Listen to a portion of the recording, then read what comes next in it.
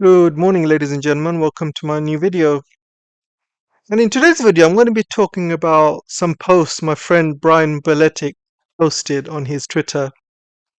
He was talking about how United States is planning a major war on China, and everything that United States is doing in Russia, in Iran, is just preparing for a big war against China. They're just planning to surround China and also to blockade China. So that's no secret. I think a lot of people understand this. But I'm not going to talk about his whole Twitter and read it out word by word. I'm going to focus on how this war with Iran is actually benefiting China. A lot of people don't really talk about this, but I'm going to talk about it. I'm going to talk about how exactly this is benefiting China.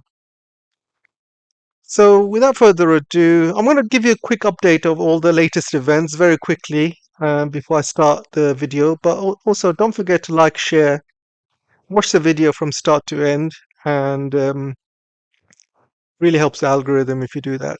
So, without further ado, let's start the show. Okay, I'll give you a quick update on the day's events, guys. First of all, I was going to talk about this. Yeah, so this image is destroyed radar satellite communications in Tel Aviv. And this is very important. It's not just this image, but literally every single radar system across the Gulf has been destroyed or being destroyed. Maybe 80-90% of them have gone, including really expensive radars in Qatar costing 1 billion. And all of them defenses that Israel has with Iron Dome and THAAD missiles that America has, Patriots, they all depend on these radars coming from the Gulf. So when there's a missile coming from Iran, these radars in Qatar, in Saudi Arabia, in Kuwait, in Bahrain, all of these countries, and even Jordan, all of these countries pick up these missiles going from Iran all the way to Israel. So all of these radars have been placed on Gulf countries not to protect the Gulf countries, but to protect Israel. So what Iran has done is destroyed every single one of these radars. And it's not going to be easy to replace because some of these radars cost 1 billion. And they were built at a time when costs were cheap, materials was cheap, the world had a good supply line. But to rebuild the same radar now in today's prices is probably going to be 10 times as expensive because the rare earth prices have gone up 10x. Um, Material costs, supply chain costs, oil costs, everything has gone up, inflation. So to build the same radar is going to cost at least 10 times what it is now. So rather than 1 billion, let's just say 10 billion. And also it's going to take longer because America doesn't really have a manufacturing base, and there's not many of these radars around. I heard there's only around 8 radars. And these THAAD missile systems, I heard there's about 10 THAAD missiles around the world, THAAD missile systems. So America doesn't really have a much of a capacity for all of these to replace these radars that's been destroyed, and they have been absolutely humiliated. They have been absolutely humiliated. And this also leaves American bases around the Middle East um, very easy to attack as well because these radars are also not protecting them, so they cannot see any missiles coming towards them, drones and things like that. So I don't think America expected Iran to attack all of these radar systems and American infrastructure all across the Middle East. I don't think they expected it because America has been spoilt fighting easy wars. They fought an easy war against Iraq and they fought an easy war against Afghanistan. They fought a really easy war against Venezuela where not even one shot was fired. People of Venezuela just surrendered, gave away their country. And so I think that made Trump become very arrogant, and Pentagon made them very kind of They thought, you know, Iran would be very easy fish.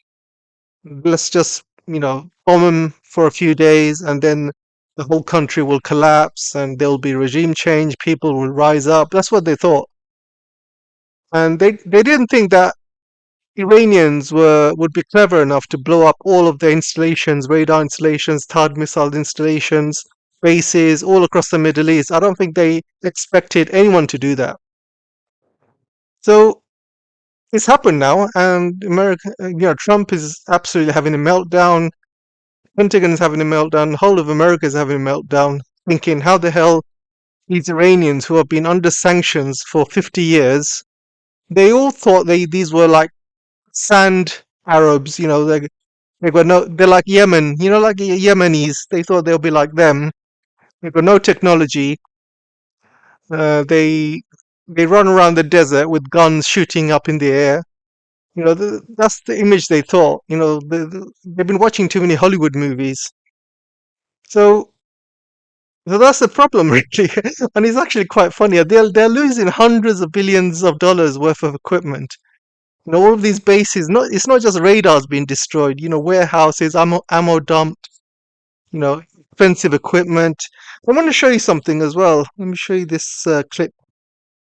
See this clip? This is in one of the American air bases, and you can see one of these aircraft.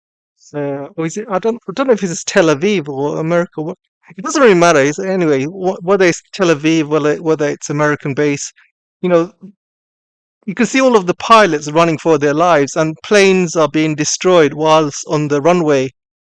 And it tells you that you don't have to shoot aircraft from the sky anymore.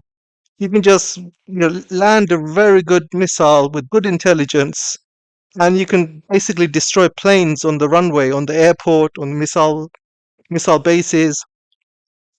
And don't forget, a lot of these American sites and military sites in Tel Aviv, you are not allowed to film, or you are not allowed to send information out. So we don't know what's been damaged, but we can guess hundreds and millions worth of equipment has been damaged. It's not just planes, but also warehouses where you have expensive equipment there, computers, satellite systems, communications, you know, infrastructure, you name it.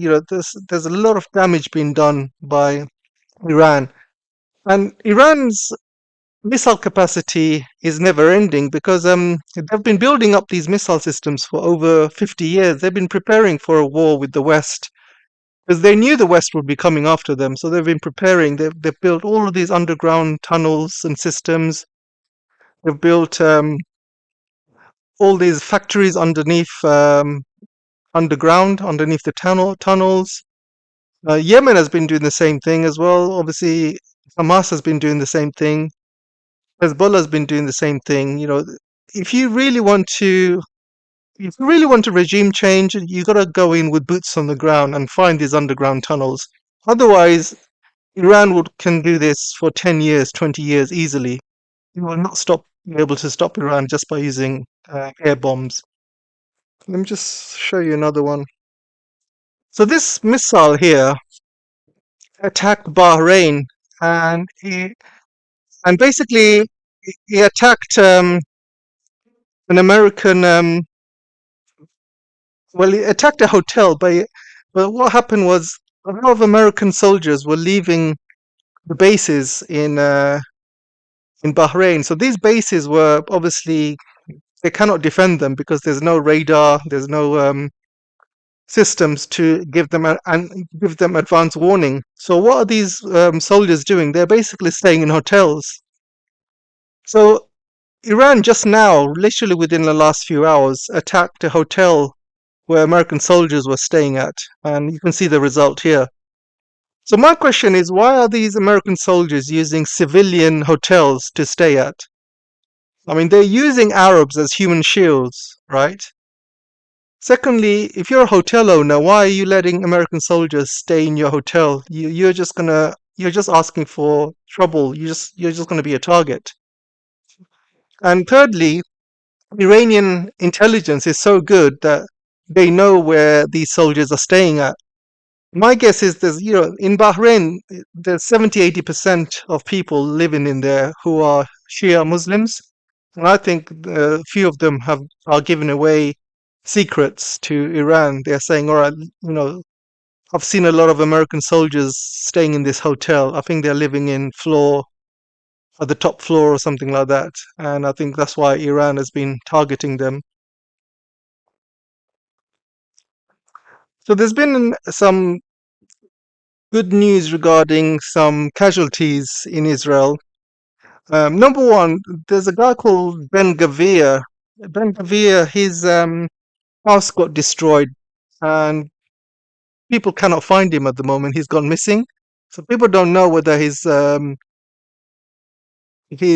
dead or whether he's injured. But the BBC released statement saying he's been in a car accident. So obviously, Israel will try and hide the real story, but we'll probably find out what his fate is tomorrow. And then you got this guy. His name's Smodrich. His son got killed fighting Hezbollah. And talking about Hezbollah, Hezbollah has started attacking Israel on another front as well. They are throwing lots of rockets into Israel. They are using up lots of anti-aircraft battery, Patriot systems as well, trying to shoot them down. So Israel has been attacked from all angles, and even right now, Yemen hasn't even joined into the fight yet. They still have escalation dominance. If Yemen comes into the fight, they can block the Red Sea, and that would cause huge economic damage to the West. And talking about economic damage, the oil price went up to $120 a barrel last night, and America and Trump started panicking. And Trump came on a press conference today saying, "We're going to stop the war soon," or something along those lines, because he was worried that oil prices will go sky high. And because he said those words, people were thinking he's going to tackle, he's going to leave the war. And obviously, he hasn't left the war. The war is still going on, but he's probably saying it for the markets. He's trying to keep the oil prices down.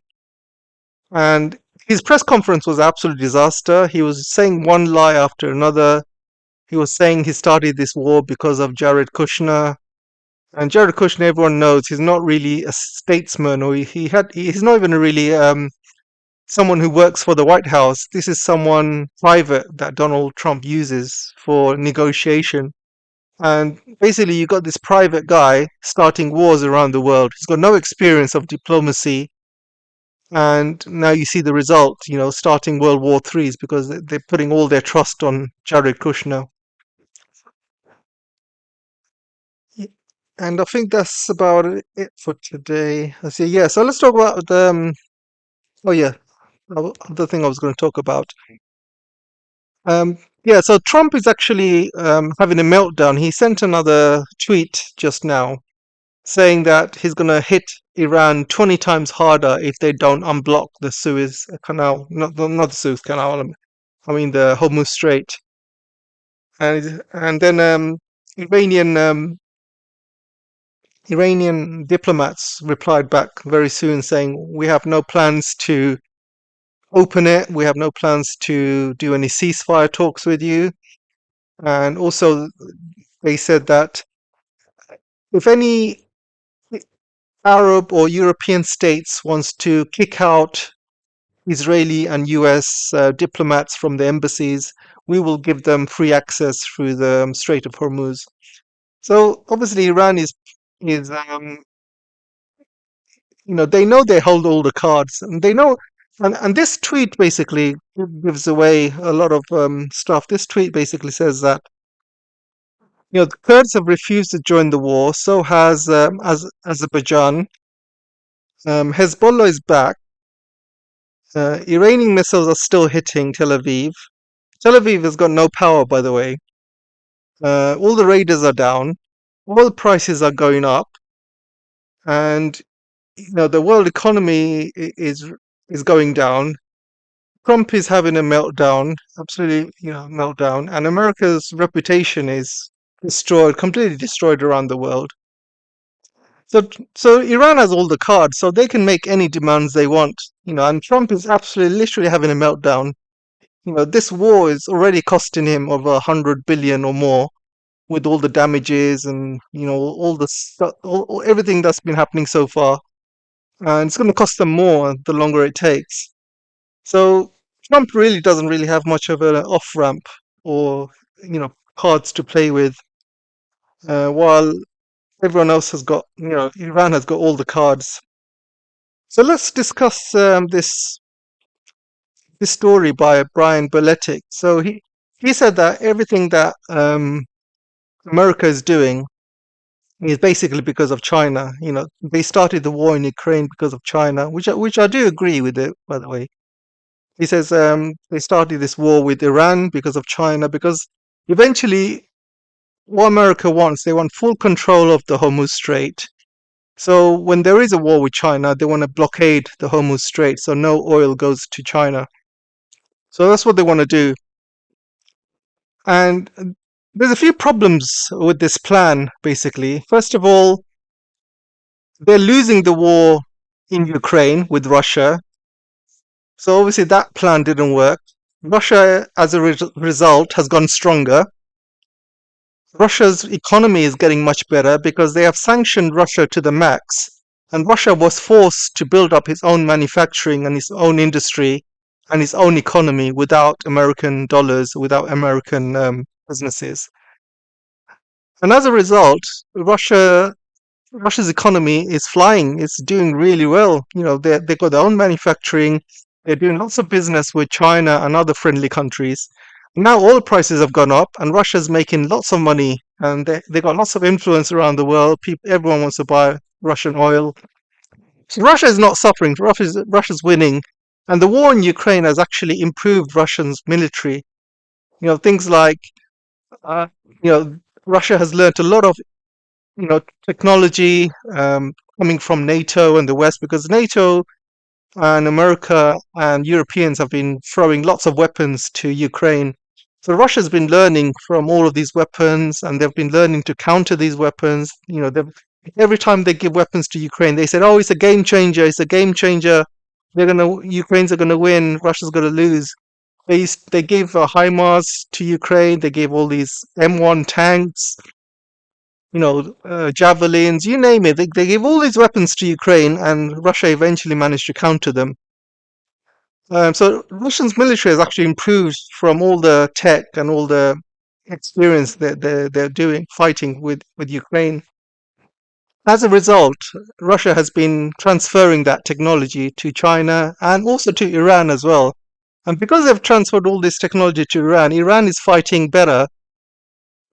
And this is what surprised America. Obviously Russia is helping, China is helping with intelligence. They are picking out targets. And their drones, the Shahid drones that Iran has, they are the improved version that Russia has improved on. So Russia has basically taken the first generation Shahid drones from Iran, and they've improved on it with their own technology, anti-jamming, longer distances.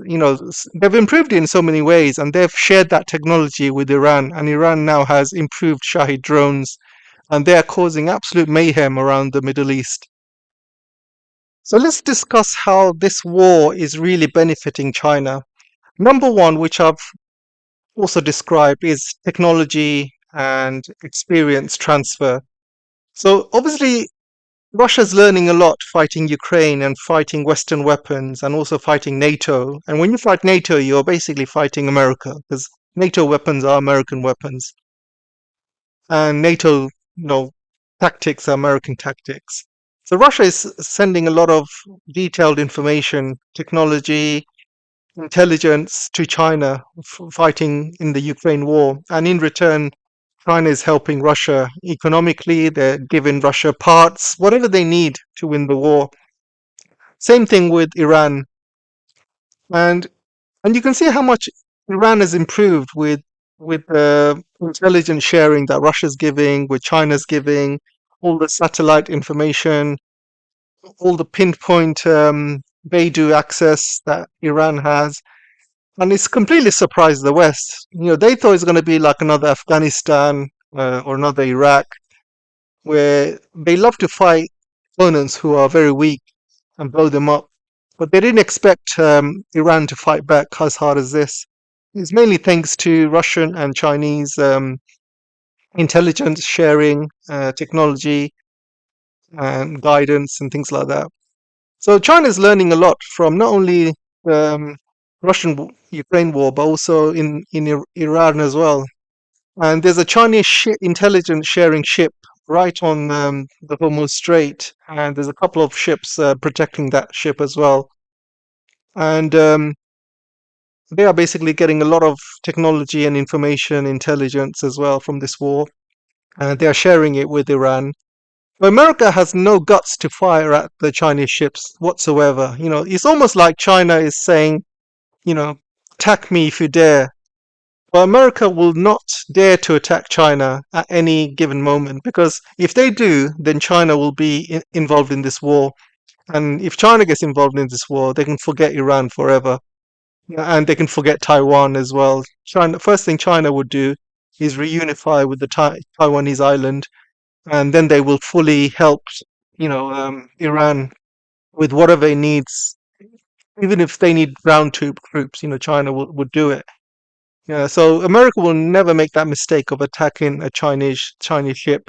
They did that during, if you guys remember, during NATO bombing of Yugoslavia at the time. They blew up the Chinese embassy because they thought the Chinese were helping, Yugoslavia or Serbia, and because of that, they blew up the Chinese embassy, killed a lot of Chinese nationals. So China never forgets. But if it happens again, if it happens one more time, China will definitely be involved more than they are involved at this very moment. So it will be a massive mistake if they attack any Chinese ships. So they're learning a lot from this experience. They're learning how America operates. They are they are checking satellite information movement. They are checking how America moves its troops, moves its weapons, moves its planes. They're looking at what tactics they use. They're looking at they're getting a lot of data, guys, real time information, real time data, and all of this would be invaluable to China when it comes to eventual war over over the Taiwanese island if America gets involved. And they are getting information of what technology, what weapons that America uses, how much damage it uses, how it's been fired, the patterns, which air bases are being used, which planes are being used. So they're getting a lot of information, and all of this will help China in the long term. The second thing that's really, good for China is America is losing its dominance in the world. So there was a time when nobody would dare to attack American base or America itself. They would not dare to attack an American radar because they know if they do that, then you as a country would be finished. America would basically rain down bombs on you until you have a regime change. That was in the 80s, 90s, when America was at its peak. Well, things have changed now. America is not as powerful as it once was, and it's lost its invincibility. So countries are not scared attacking American bases anymore, American, radars, and people are not scared of THAAD missiles. Because I remember when the THAAD missiles first came out, and they were stationed in South Korea, and China and South Korea, had a big argument about it, and China started sanctioning South Korean goods and companies because of it. And now, with all the intelligence and everything that they are seeing from the Iraq war, these THAAD missile systems, they're not as good as America says, and they can be easily taken out, as Iran has showed. So China is definitely not scared of these THAAD missiles anymore. Well, before they had a mystery on how good they are. Now you've seen them at work, and you've seen that they're not very good. They cannot take down hypersonic missiles. They cannot even take down drones. Drones are basically taking them out in the Gulf. So America's lost its air of invincibility. People know America cannot fight a long war, so they all they have to do is survive a short war, and then eventually America will back off and leave. Exactly like Trump's speech today. He said, "Oh, it's going to be a short war. We're going to finish it soon."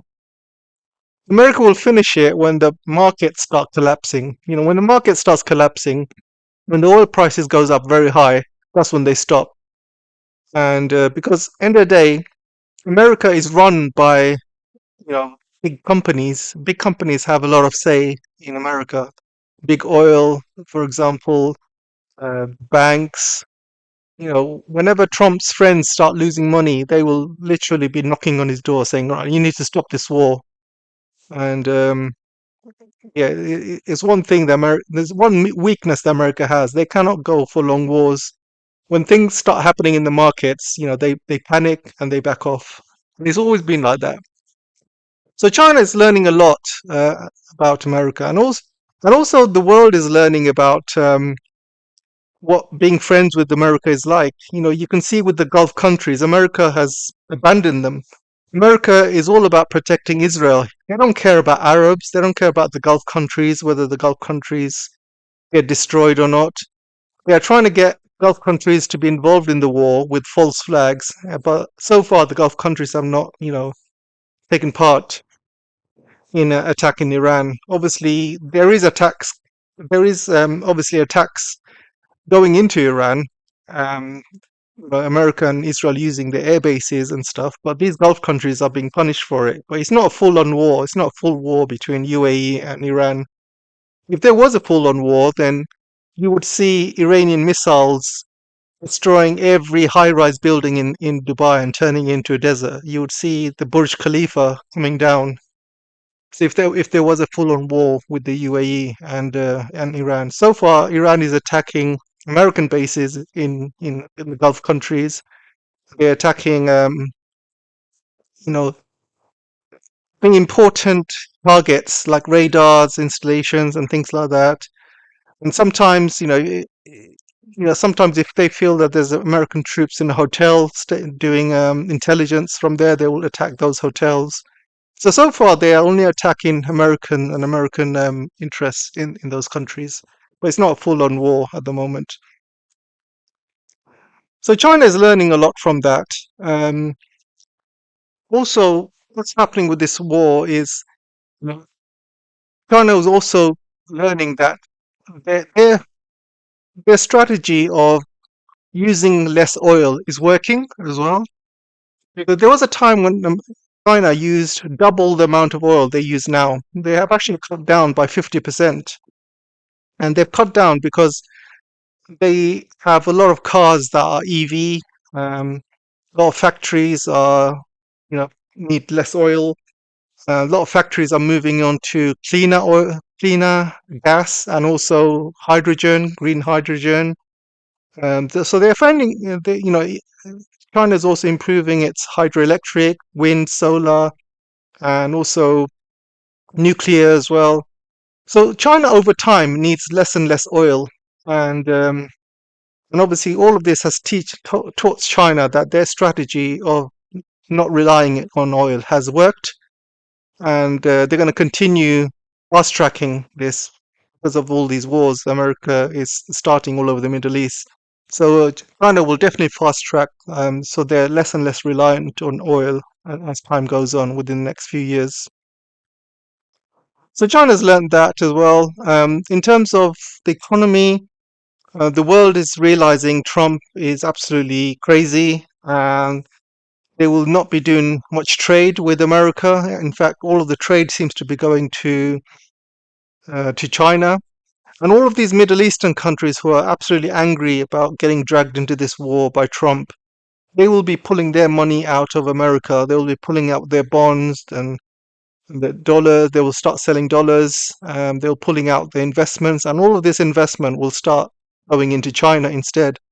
So you'll see a lot of drainage of money going out of the West and going into China, because countries around the world, they're absolutely they're realizing what America is like. To be a friend of America is fatal. They're absolutely realizing that it really isn't worth it.